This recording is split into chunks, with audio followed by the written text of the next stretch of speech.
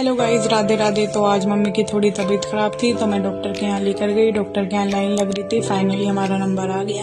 हमारा जब नंबर आया तो मैंने चेक करवाया मम्मी को डॉक्टर से। डॉक्टर ने चेक किया, उनके पेट में 2-3 दिन से दर्द था। प्लस हमने बीपी वगैरह भी चेक कराया। मेरी मम्मी को बीपी की प्रॉब्लम रहती है। बीपी चेक कराने के बाद